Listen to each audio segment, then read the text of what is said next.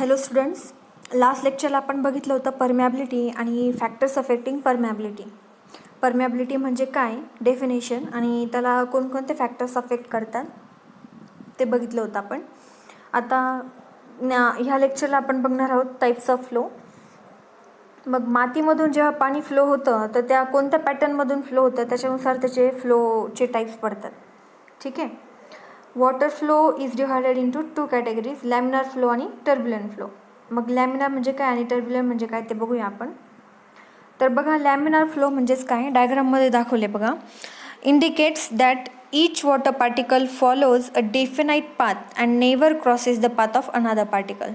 तर laminar flow म्हणजे suppose हा पार्टिकल आहे, हे बघा हा एक पार्टिकल आहे, तर तो पार्टिकल बरोबर त्याच दिशेने काय होतोय, फ्लो होतोय. तो खालच्या पार्टिकलच्या जी दिशा आहे, बरोबर, हा पहिला पार्टिकल आणि हा दुसरा पार्टिकल. मग पहिला पार्टिकल हा बरोबर सरळ रेषेमध्ये काय होतोय, वाहतोय, आणि खालचा सरळ रेषेमध्ये वाहतोय, बरोबर. म्हणजे त्याचा तो पाथ आहे, मार्ग आहे. प्रत्येक पार्टिकल हा त्याच्या मार्गाने तो फ्लो होतोय, तो कोण दुसऱ्याच्या पार्टिकलच्या मार्गामध्ये येत नाही, बरोबर, क्रॉस होत नाही एकमेकांमध्ये. मग ही जी लिनियर पाथ दिसते आपल्याला, बरोबर, लिनियरली ते काय होत आहेत, फ्लो होत आहेत. म्हणून या फ्लोला काय म्हटलं जातं, लॅमिनार फ्लो म्हटलं जातं. ठीक आहे. तर लॅमिनार फ्लो म्हणजेच काय, पार्टिकल जो आहे तो डेफिनेट पाथ फॉलो करतो फ्लो होत असताना. कोणता पार्टिकल, पण पाण्याचा पार्टिकल म्हणजे वॉटर पार्टिकल. ठीक आहे. मग ह्या डायग्राममध्ये दाखवल्यानुसार असा फ्लो होतो, त्याला आपण लॅमिनार फ्लो म्हणतो. ठीक आहे. आता दुसरं जे टाईप ऑफ फ्लो येतं ते म्हणजे टर्ब्युलंट फ्लो. टर्ब्युलंट फ्लो म्हणजे बघा, इथं नंबर ऑफ पार्टिकल्स दाखवलेले आहेत आणि कोणताही पार्टिकल हा डेफिनेट पाथ फॉलो करत नाही, बरोबर. रँडमली इकडे तिकडे वेगवेगळ्या दिशेला काय होतोय, तो पार्टिकल, पाण्याचा पार्टिकल फ्लो होतोय. Turbulent flow indicates a random path of irregular आणि ट्विस्टेड मूवमेंट. तर पार्टिकल, वॉटर पार्टिकलची जी मूवमेंट आहे ती इरेग्युलर आहे आणि ट्विस्टेड आहे, मूवमेंट आहे, बरोबर. आणि अशा पद्धतीच्या पाण्याच्या प्रवाहाला टर्ब्युलंट फ्लो असं म्हणतात. ठीक आहे. अशा पद्धतीने दोन फ्लो, लॅमिनार फ्लो आणि टर्ब्युलंट फ्लो. आता पुढे परमियाबिलिटीमध्ये समजून घेण्यासाठी पुढे आणखीन एक महत्त्वाचं फॅक्टर येतो, तो म्हणजे हायड्रॉलिक ग्रेडियंट. ठीक आहे. हायड्रॉलिक ग्रेडियंट म्हणजे काय, तुमचं हायड्रॉलिक्स जे आहे, हायड्रॉलिक इंजिनिअरिंग किंवा हायड्रॉलिक जो सब्जेक्ट आहे त्यामध्ये तुम्ही हा स्टडी केलेला असेल, हायड्रॉलिक ग्रेडियंट म्हणजे काय. तर तो पुन्हा एकदा आपल्याला जी टीमध्ये रिलेटेड आहे, तो एक बघूया आपण म्हणजे काय. वॉटर बिलो अ GWT. GWT म्हणजे ग्राउंड वॉटर टेबल, बरोबर. म्हणजे सपोज ही जमीन आहे, बरोबर, जमिनीच्या ज्या लेवलला पाण्याची पातळी आहे, बरोबर, त्याला आपण काय म्हणतो, water table, ground water table, GWT. जमिनीमध्ये असलेलं पाण्याची लेवल त्याला आपण म्हणतो ग्राउंड वॉटर टेबल. मग आता सपोज ही जमीन आहे, ह्या ठिकाणी हे ग्राउंडचा सिम्बॉल आहे हा, बरोबर. BPDमध्ये तुम्ही स्टडी केलेला असेल, हा ग्राउंड लेवलचा सिम्बॉल आहे. मग ह्या खाली जमीन आहे, मग जमिनीमध्ये ज्या लेवलला पाणी असेल, सपोज ह्या लेवलला पाणी असू शकतं, ह्या लेवलला. मग ज्या लेवलला पाणी असेल तिथं अशा पद्धतीचा सिम्बॉल दाखवला जातो, ट्रायंगल आणि खाली डॅश, बरोबर. आणि मग हा जो सिम्बॉल आहे तो कशाचा आहे, वॉटर टेबल दर्शवण्यासाठी. मग जमिनीमधले जे काही पाण्याची लेवल आहे, पाण्याची पातळी आहे, तिला दाखवण्यासाठी ग्राउंड वॉटर टेबल हे शब्द वापरला जातो. GWT सरफेस, मग काय, water below GWT surface is usually flowing under a hydraulic gradient. म्हणजे जो जमिनीच्या खालचं जी पाण्याची पातळी असते किंवा जे पाणी आहे जमिनीच्या खालचं पाणी, तर ते जे वाहतं इकडून तिकडे तिकडून इकडं जमिनीच्या खाली, मग ते कशामुळे वाहत असतं, हायड्रॉलिक ग्रेडियंटमुळे वाहत असतं. ठीक आहे. म्हणजेच काय, hydraulic gradient can be define as the slope of the free water surface in the direction of flow. म्हणजेच काय, सपोज हे ग्राउंड लेवल आहे, GL ग्राउंड लेवल, आणि इथं 2 पॉईंट आहे, हा पहिला पॉईंट आणि हा दुसरा पॉईंट. ठीक आहे. ह्या ठिकाणी ह्या लेवलला पाणी आहे पहिल्या पॉईंटला आणि दुसऱ्या लेवलला ह्या लेवलला पाणी आहे, बरोबर. मग हाय लेवलचं पाणी कुठं फ्लो होतं चालतं, लो लेवलला फ्लो होतं. म्हणजे अशा पद्धतीने हा जो स्लोप तयार होतो, बरोबर, कारण मग ते ह्या डायरेक्शननी फ्लो होणार पाणी आपलं, बरोबर. हा स्लोप तयार होतो. या स्लोपलाच काय म्हणतोय आपण, ग्रॅडियंट म्हणतोय. स्लोप, ग्रॅडियंटलाच दुसरा शब्द काय आहे, स्लोप. हायड्रॉलिक म्हणजेच काय, पाण्याचा जो स्लोप आहे त्याला आपण म्हणतो हायड्रॉलिक ग्रॅडियंट, बरोबर. बघा, slope of the free water surface in the direction of flow. मग बघा ह्या ठिकाणी दाखवले, हा पहिला पॉईंट, हा दुसरा पॉईंट. ह्या पहिल्या पॉईंटला ह्या लेवलला पाण्याची पातळी आहे, मग त्याची हाईट काय, सपोज H1 इथं कन्सिडर केलेली आहे.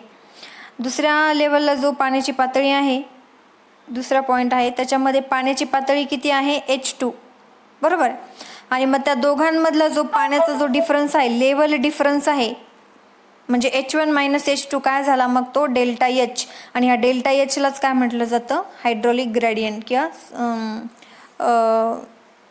डिफरन्स बिटवीन फ्लो, बरोबर, difference between water level.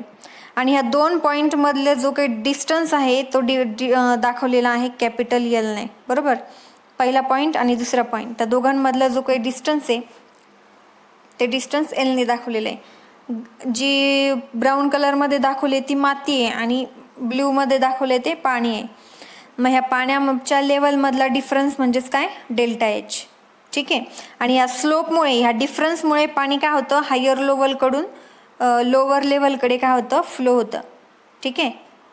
Direction of flow मग ह्या दिशेने झाला आहे. मग बघा, व्यवस्थित समजून घेण्यासाठी ह्या ठिकाणी आणखीन एक इथं इमेज दाखवलेली आहे.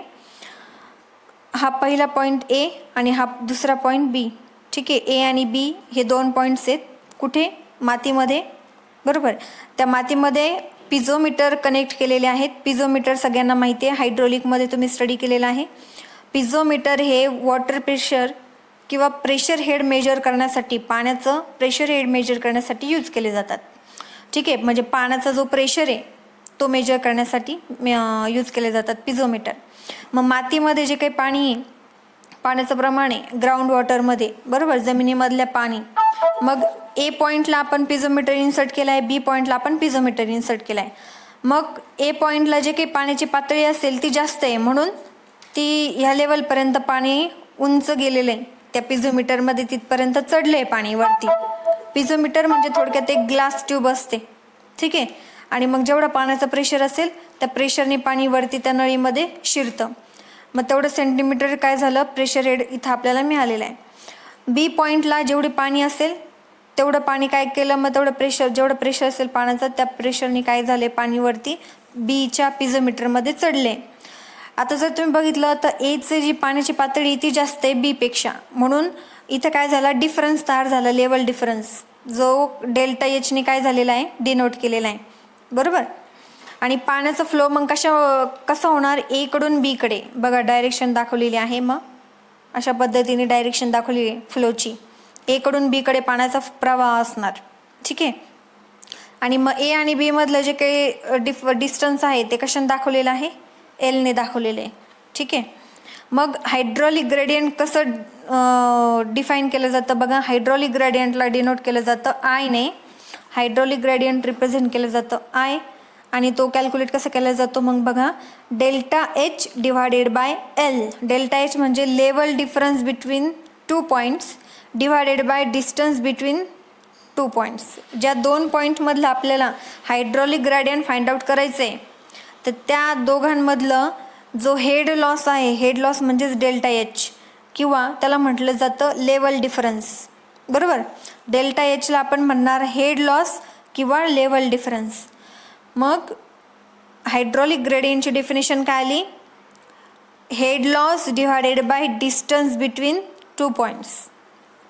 कोणते दोन पॉईंट, ज्या पॉईंटमधलं आपल्याला हायड्रॉलिक ग्रेडियंट डिटरमाइन करायचं आहे. मग अशा पद्धतीने आयचा हा इथं काय आला, फॉर्म्युला आला, ठीक आहे. बघूया मग, wear I is hydraulic gradient, delta H is head loss or, किंवा त्याला काय म्हणणार आपण, वॉटर लेवल डिफरन्स, ठीक आहे, लेवल डिफरन्स. आणि L काय आहे, distance between points A and B, okay.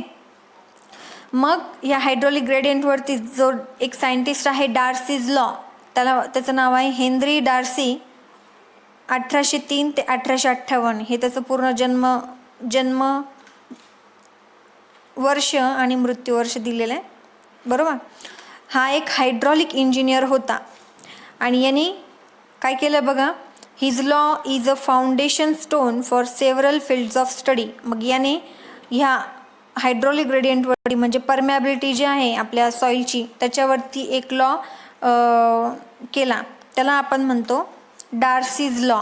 मग त्या डार्सीज लॉनुसार त्यांनी काय सांगितलं आहे बघा, आणि त्यांनी जो एक्सपेरिमेंट केलेला आहे, कारण यांनी एक्सपेरिमेंट केलेत आपल्या फ्लोवरती, पाण्याचा जो प्रवाह आहे त्याच्यावर, म्हणजे मातीतून होणारा जो पाण्याचा प्रवाह आहे, बरोबर, किंवा सिम्पली पाण्याचा जो प्रवाह आहे त्याच्यावरती त्यांनी एक्सपेरिमेंट्स केले. मग कोणत्या फ्लोवरती एक्सपेरिमेंट केला आहे त्यांनी, महत्त्वाचं म्हणजे लॅमिनार फ्लो. लॅमिनार म्हणजे ज्याचे वॉटर पार्टिकल्स हे काय आहे, डेफिनाईट पाथ फॉलो करतात, बरोबर, रँडमली वाहत नाही, सरळ रेषेत काय होतात, पाण्याचे पार्टिकल्स वाहतात. अशा कंडिशनला त्यांनी काय केले, एक्सपेरिमेंट्स कंडक्ट केला. आणि त्याच्यासाठी त्यांनी सॉईल कोणती घेतली होती बघा, conditions in a saturated soil. मग त्यांनी काय एक्सपेरिमेंट केल्यानंतर त्यांनी काय सिद्धांत मांडला, जर आपला फ्लो जर लॅमिनार फ्लो असेल आणि सॉईल जर सॅच्युरेटेड कंडिशनमध्ये असेल तर rate of flow or the discharge per unit time is proportional to the hydraulic gradient. मग त्यांनी हा सिद्धांत मांडला. प्रयोग केल्यानंतर त्याच्या काय लक्षात आलं की जर आपली सॉईल जर सॅच्युरेटेड कंडिशनमध्ये असेल आणि तिच्यामधून जर लॅमिनार फ्लो पास होत असेल तर त्याच्यातून होणारा जो डिस्चार्ज आहे किंवा त्याला आपण म्हणतो रेट ऑफ फ्लो, त्याला डिस्चार्ज पर युनिट टाईम म्हणतो, तर तो हायड्रॉलिक ग्रेडियंटला प्रपोर्शनल आहे. म्हणजेच काय, हायड्रॉलिक ग्रेडियंट जर वाढलं तर रेट ऑफ फ्लो वाढणार, हायड्रॉलिक ग्रेडियंट जर वाढलं तर डिस्चार्ज पर युनिट टाईम वाढणार. ऑर शब्द मेन्शन केला आहे, म्हणजेच रेट ऑफ फ्लोला डिस्चार्ज पर युनिट टाईम असं म्हटलं जातं. ठीक आहे, दोन्ही एकच आहे, rate of flow or discharge per unit time. आता डिस्चार्ज म्हणजे काय सगळ्यांना माहिती आहे, डिस्चार्ज म्हणजेच काय, volume per unit time. Discharge म्हणजेच काय, व्हॉल्यूम पर युनिट टाईम. म्हणजे सपोज इथं कंटेनर आहे आणि नळ आहे, ठीक आहे, नळ आपण चालू केल्यानंतर इथं पाणी आहे, चालू केल्यानंतर या नळातून काय होणार, पाणी पडणार बाहेर, बरोबर. मग सपोज आपण याला टायमिंग लावलं, नळ चालू करायच्या वेळेस नळ चालू केला तेव्हाच आपण टायमर लावलं आणि मग 2 मिनटासाठी आपण काय केलं, टायमर लावलेला आहे. मग 2 मिनटामध्ये आता खाली आपण एक कंटेनर ठेवलेलं आहे, मेजरिंग सिलेंडर ठेवलं, सपोज मेजरिंग सिलेंडर ठेवलं ज्याच्यामध्ये 50 ml 100 ml 200 ml असं मार्किंग आहे, बरोबर. मग 2 मिनटामध्ये किती व्हॉल्यूम पाणी जमा झालेलं आहे यालाच आपण काय म्हणतो, डिस्चार्ज. मग ह्या नळाने किती डिस्चार्ज दिला आहे 2 मिनटामध्ये, बरोबर. या नळाने 2 मिनटात किती डिस्चार्ज दिला, म्हणजेच किती पाणी बाहेर पडलं आहे त्या नळातून, तर तसं काय झालं, त्या नळाचा डिस्चार्ज पर युनिट टाईम झालं किंवा रेट ऑफ फ्लो झाला पाण्याचा नळामधून. ठीक आहे, मग डार्सीने मग हेच शोधलं काय, जर सॅच्युरेटेड सॉईल असेल आणि तिच्यातनं लॅमिनार फ्लो होत असेल तर हा जो डिस्चार्ज पर युनिट टाईम आहे किंवा रेट ऑफ फ्लो आहे तो कशावर डिपेंड असतो, हायड्रॉलिक ग्रेडियंटवर डिपेंड असतो. म्हणजेच काय बघा, थोडक्यात काय, जर आता इथं बी पॉईंट आहे आणि इथं ए पॉईंट आहे आणि इथं माती आहे, बरोबर, या ठिकाणी पूर्ण माती आहे, ठीक आहे. आता ए पॉईंटला ह्या लेवलला पाण्याची पातळी आहे म्हणजे टॉपला, ठीक आहे, आणि बी लेवलला खाली आहे पातळी एकदम, ठीक आहे. म्हणजे ह्या दोघांचा लेवल डिफरन्स काय झाला की हेड लॉस काय झाला, डेल्टा एच इथून तर इथपर्यंत. ही पहिली केस आपण बघूया, ठीक आहे, पहिली केस. याच्यामध्ये आणि दोघांमधलं डिफरन्स एल, बरोबर, delta H divided by L काय झालं, मग delta H divided by L hydraulic gradient झालं. ही झाली पहिली केस. आता डिफरन्स बघा व्यवस्थित, ए आणि बी दोघांमधलं बघा लेवल डिफरन्स किती आहे, मॅक्झिमम आहे. आता दुसरी केस बघूया. सेम आपण काय घेतलं, सॉईल सॅम्पल घेतलं आहे, ए पॉईंट आणि बी पॉईंट फक्त आता इथं काय डिफरन्स झाला बघा, अगोदर पाण्याची लेवल आपली वरती होती ग्राउंड लेवलला, आता एची जी पाण्याची पातळी ती आपण थोडीशी खाली करू आणि बीला ह्या ठिकाणी पाण्याची पातळी करू. मग हेड लॉस काय झाला, पहिल्यापेक्षा ह्या ठिकाणी कमी आहे, म्हणजे डेल्टा एच काय झाला, कमी झाला. ठीक आहे, त्यामुळे आपला जो हायड्रोलिक ग्रेडियंट आहे delta H divided by L, L same आहे पहिल्या केसमध्ये आणि दुसऱ्या केसमध्ये पण, दोन्हीकडे एल सेम आहे, फक्त डेल्टा एच काय झाला आता ह्या केस नंबर 2 मध्ये कमी झाला. डेल्टा एच म्हणजेच काय, लेवल डिफरन्स कमी झाला, पाण्याच्या पातळीमधला जो स्लोप आहे तो काय आता कमी झालेला आहे. मग डेल्टा एच जर कमी झाला तर आय सुद्धा काय होणार, कमी होणार, म्हणजे हायड्रोलिक ग्रेडियंट काय होणार, कमी होणार. बरोबर. मग जर हायड्रोलिक ग्रेडियंट कमी झाला तर मग डिस्चार्ज सुद्धा काय होणार, डिस्चार्ज पर युनिट टाईम किंवा रेट ऑफ फ्लो काय होणार, कमी होणार, कारण पाणी हे कमी प्रमाणात काय होणार इथं फ्लो होणार पहिल्या केसपेक्षा. मग हेच काय केलं, डार्सीने शोधून काढलं. ठीक आहे, कारण बघा पहिल्या आणि दुसऱ्या, ही जी पहिली केस आहे आणि इथं आपण म्हणू केस सेकंड. ठीक आहे, ही पहिली केस आणि केस सेकंड, ह्या ठिकाणी बघा ह्या दोघांमधला हाईटचा जो डिफरन्स आहे तो जास्त आहे. आणि दुसरी केस घेऊया आपण, ह्या ठिकाणी वॉटर टेबल आणि ह्या ठिकाणी वॉटर टेबल. ह्या ठिकाणी जो डेल्टा एच आहे म्हणजे हेड लॉस किंवा हाईट दोघांमध्ये, दोन पातळीमध्ये ती कमी आहे. मग सगळ्यात जास्त डिस्चार्ज कुठं होईल, पहिल्या केसमध्ये, दुसऱ्या केसपेक्षा. ठीक आहे, हेच डार्सीला दाखवायचं होतं, मग त्यांनी हा लॉ मांडला. मग बघा त्यांनी काय मग पुढं स्टेटमेंट दिले. डार्सी मग कधी शोध लावला त्यांनी, 1856 मध्ये. Stated that the flow of water through porous media is directly proportional to the head of loss and inversely proportional to the length of flow path. बरोबर, म्हणजे हायड्रोलिक ग्रेडियंटचा आपला फॉर्म्युला काय आहे, delta H divided by L. म्हणजेच flow of water कशाला directly depend आहे, delta एचला, आणि इन्व्हर्सली प्रोपोर्शनल कशाला आहे, length of the flow of path. मग बघा V is equals to K into delta H divided by L. म्हणजे बघा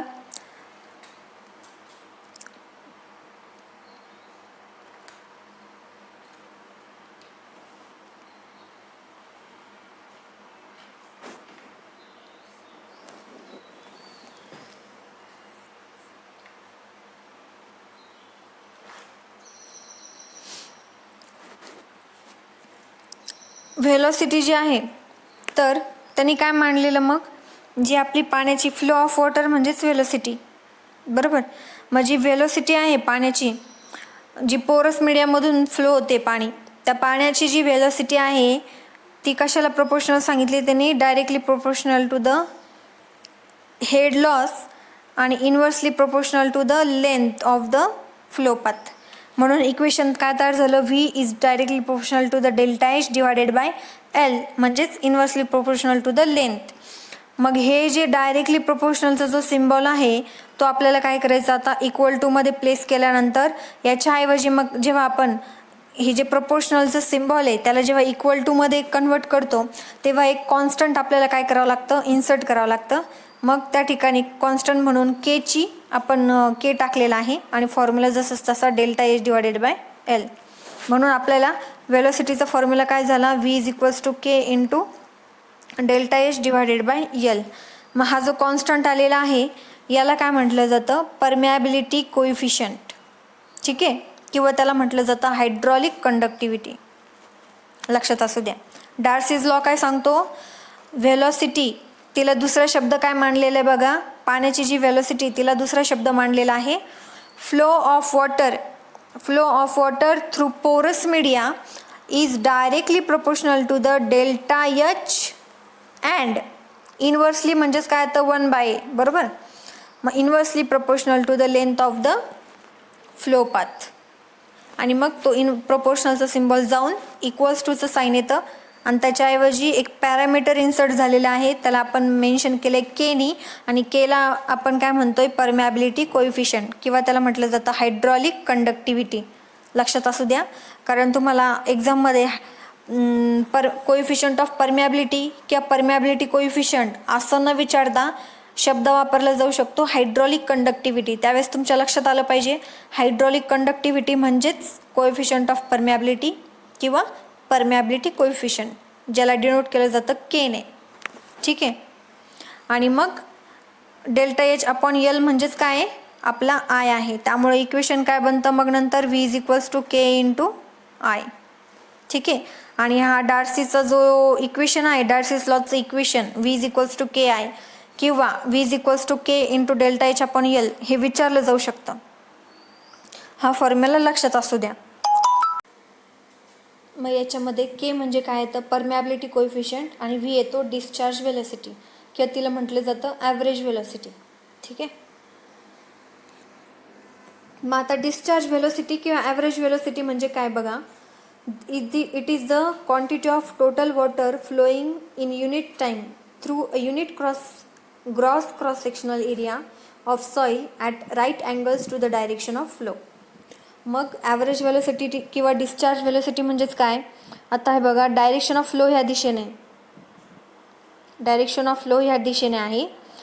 मग वेलोसिटी म्हणजेच काय, it is the quantity of total water flowing, म्हणजे किती प्रमाणामध्ये पाणी फ्लो होतं आहे ती जी क्वांटिटी आहे एका युनिट टाईममध्ये, एका युनिट ग्रॉस क्रॉस सेक्शनल जो आहे, बघा हा क्रॉस सेक्शनल आहे, सपोज ही सॉईल आहे, सॉईलचा हा ह्या ठिकाणी क्रॉस सेक्शन आहे, एका युनिट क्रॉस सेक्शनल एरियामधून किती क्वांटिटी ऑफ वॉटर फ्लो होतं आहे युनिट टायमिंगमध्ये, आणि ते कसं फ्लो होतं आहे, राईट अँगल आहे कशाला, हे बघा अशा पद्धतीने फ्लो होतं, right angle to the direction of the फ्लोला राईट अँगलनी आपलं काय होतं आहे, हां राईट अँगल काय आहे, cross sectional area. Direction of flow कसा आहे, या दिशेला आहे, आणि क्रॉस सेक्शनल एरिया काय त्याला राईट अँगल आहे. बरोबर, हे बघा ह्या ठिकाणी. मग अशा डायरेक्शनला किती क्वांटिटी वॉटर फ्लो होत आहे युनिट टायमिंगला युनिट क्रॉस सेक्शनल एरियाला, त्या वेलोसिटीला म्हटलं जातं डिस्चार्ज वेलोसिटी किंवा ॲव्हरेज वेलोसिटी.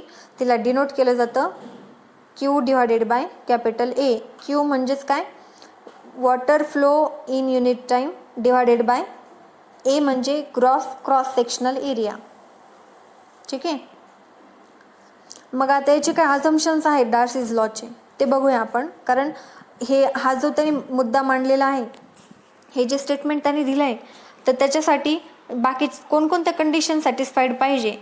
बरोबर, कारण आयडियल कंडिशन जी आहे तिच्यासाठी हा लॉ आहे, पण ॲक्च्युली जी फील्डवरती जी कंडिशन असते मातीची ती व्हेरी असू शकते.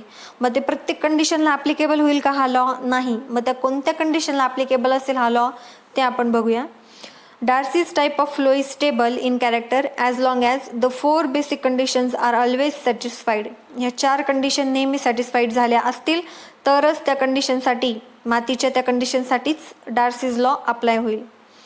मग काय सांगितले त्याच्यामध्ये, the steady state is laminar flow, म्हणजे मातीमधून जो काही फ्लो होणार असेल तो जर लॅमिनार फ्लो असेल तर त्यावेळेस डार्सीज लॉ सॅटिस्फाय होईल. पुढे 100% सॅच्युरेशन असलं पाहिजे त्या मातीचं तर डार्सीज लॉ ॲप्लिकेबल आहे. पुढे flow fulfilling continuity conditions. Continuity conditions आहेत जे तुम्हाला हायड्रॉलिक्समध्ये स्टडी झाल्यात. कंटिन्युटी, बरोबर, म्हणजे Q1 म्हणजे सपोज कंटिन्युटी कंडिशन म्हणजे सपोज 2 पाईप आहे. ठीक आहे. ची कंडिशन काय सांगितली आहे, शेवटची कंडिशन आहे no volume changes occur during or as a result of flow. म्हणजे फ्लो होत असताना त्या मातीमधून जेव्हा काही पाण्याचा फ्लो होत असेल लॅमिनार फ्लो तेव्हा त्या क्रॉस सेक्शनमधून कोणत्याही प्रकारचा जो इनिशियली व्हॉल्यूम असणार आहे त्या सॉईल मासमधलं, बरोबर, तर फ्लो होत असताना सुद्धा सेम व्हॉल्यूम असलं पाहिजे, चेंज झालं नाही पाहिजे, ही कंडिशन सॅटिस्फाय झाली पाहिजे. ठीक आहे. मग सिपेज वेलोसिटी बघा, सिपेज वेलोसिटीचं इथं डेफिनेशन दिलेलं आहे. The discharge velocity based on the gross cross sectional area of the soil. However, the actual velocity of water, that is the seepage velocity through the void spaces is greater than. तर V म्हणजे discharge velocity येते. बरोबर, discharge velocity म्हणजे unit टायमिंगमध्ये unit gross cross सेक्शनलमधून जो काही total quantity of flow होईल पाण्याचा त्याला आपण काय म्हणतो, डिस्चार्ज वेलोसिटी म्हणतो.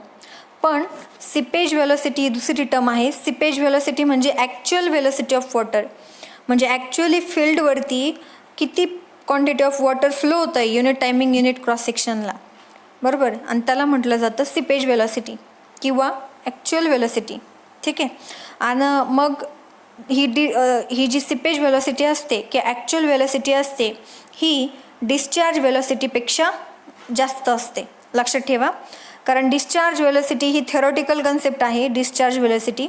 आणि सिपेज व्हेलॉसिटी ही काय आहे, ॲक्च्युअल कंडिशन म्हणजे ॲक्च्युअल व्हेलॉसिटी साईटवरती जी काही व्हेलॉसिटी असेल पाण्याची ती सिपेज व्हेलॉसिटी. ठीक आहे. मग ही का बरं जास्त असते बघा, सिपेज व्हेलॉसिटी का बरं जास्त असते, कारण ॲक्च्युअल कंडिशनमध्ये ज्या साईटवरती नंबर ऑफ पोर्स जे असतात वॉइड्स, ते वॉइड्स जास्त असतात मातीमध्ये, बरोबर. आणि ते वॉइड्स जास्त असल्यामुळे काय होतं, पाणी हे वॉइड्समधून इझिली काय होतं, पटकन फ्लो होतं. मग जेवढं पटकन फ्लो होईल तेवढं काय झाली, त्याची व्हेलॉसिटी इन्क्रीज झाली, बरोबर. आणि मग थेरॉटिकल कन्सेप्ट जो आहे आपला डिस्चार्ज व्हेलॉसिटी, मग डिस्चार्ज व्हेलॉसिटीमध्ये काय पोर्सचं प्रमाण कमी आहे, म्हणजे जवळपास आपण काय कन्सिडर केलं आहे की सगळीकडे सॉईल मासच आहे. मग जर सॉईल मास जास्त आहे म्हटल्यावर पोर्स कमी आहे, मग त्यामुळं पाण्याला फ्लो होण्यासाठी काय होणार, वेळ लागणार, म्हणजे टाईम जास्त लागणार. आणि टाईम जास्त लागला म्हणजे त्याची व्हेलॉसिटी काय झाली, कमी झाली, डिस्चार्ज कमी झाला. कारण डिस्चार्ज काय आहे, व्हेलॉसिटी पर युनिट टाईम. आणि जर टाईम जर वाढला तर डिस्चार्ज काय होणार, कमी होणार. टाईम जर कमी झाला तर डिस्चार्ज काय होणार, जास्त होणार. आहे दोघं काय इन्व्हर्सली प्रोपोर्शनल आहे दोघांना. म्हणजेच थोडक्यात काय, टाईम जर वाढला तर डिस्चार्ज कमी होतोय, म्हणजेच काय व्हेलॉसिटीसुद्धा काय होते, कमी होते, लक्षात असू द्या.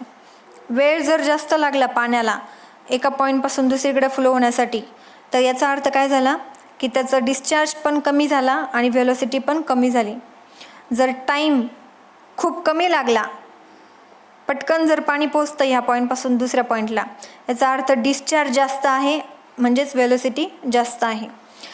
ॲक्च्युअल कंडिशनवरती काय, ॲक्च्युअल साईटवरती काय नंबर ऑफ पोर जास्त असतात, मग त्यामुळं मोकळी जागा मिळते पाण्याला वाहण्यासाठी.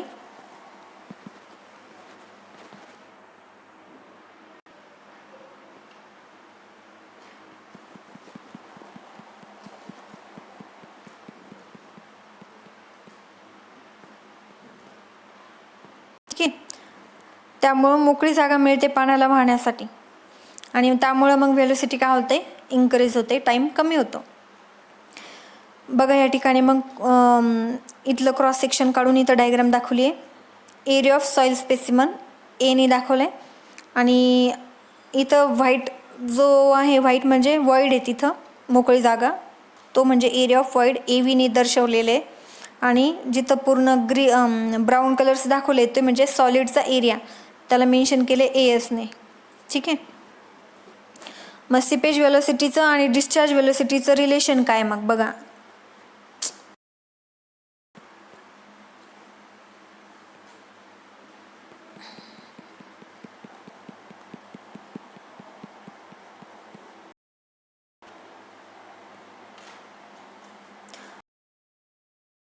आणि सिपेज व्हेलॉसिटीचं रिलेशन काय मग, if the quantity of water flowing through the soil in unit time is Q, then Q is equals to AV into VS. मग VS आणि AV म्हणजे काय बघा, VS आणि AV म्हणजे काय, VS म्हणजे सिपेज व्हेलॉसिटी आणि AV म्हणजे area of void in the cross section of the specimen. म्हणजे Q हा जर डिस्चार्ज असेल, quantity of water flowing through the soil in unit time is Q म्हणजेच डिस्चार्ज. तर मग डिस्चार्जचा दुसरा फॉर्म्युला काय आहे, एरिया इंटू व्हेलॉसिटी. मग AV म्हणजे ही झाली डिस्चार्ज व्हेलॉसिटी आणि AV इंटू VS झालं सिपेज व्हेलॉसिटी. ठीक आहे. मग हे दोघांमधलं रिलेशन येतं त्याच्यामध्ये. Q is equals to A into V. A म्हणजे एरिया ऑफ द ह्या ठिकाणी मागच्या स्लाईडला बघितलं, A म्हणजे काय, एरिया ऑफ सॉईल स्पेसिमन. ठीक आहे. A is the area of soil specimen आणि V is the discharge velocity. आणि AV काय आहे, AV म्हणजे एरिया ऑफ वॉइडचा area cross section of the स्पेसिमनमधला आणि इंटू VS म्हणजेच काय, seepage velocity.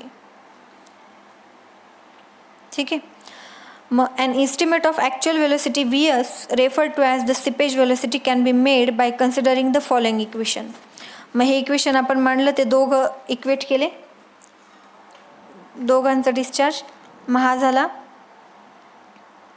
A into V, A V is into V S, हे दोघं इक्वेट केले. म्हणजे हे जे मागचं इक्वेशन आहे ते लिहिलं आपण, फक्त एवढं इक्वेशन मांडलेले आपण इकडच्या स्लाईडला. आणि मग त्याच्यावरून जी डिस्चार्ज व्हेलॉसिटी आहे ती घेतली. ए जो आहे area of the soil specimen, तो तिकडच्या बाजूला गेला, मग तो डिनोमिनेटरला गेला. आणि मग इक्वेशन कसं आलं बघा, A V divided by A म्हणजे एन, पोरोसिटी मेन्शन केलं गेलं आहे त्याला, पोरोसिटी म्हणजे V is equals to N into V S. V S म्हणजे सिपेज व्हेलॉसिटी, व्ही म्हणजे डिस्चार्ज व्हेलॉसिटी, ठीक आहे, आणि एन म्हणजे पोरोसिटी. मग याच्यामध्ये पण बघा आणखीन कंडिशन्स दिलेल्या आहेत. ह्या कंडिशनसुद्धा डार्सीज लॉ अप्लाय करण्यासाठी सॅटिस्फाय केल्या पाहिजे सॉईलने. मग कोणत्या आहेत बघा, सेम आपण ज्या मागं बघितल्या त्यात.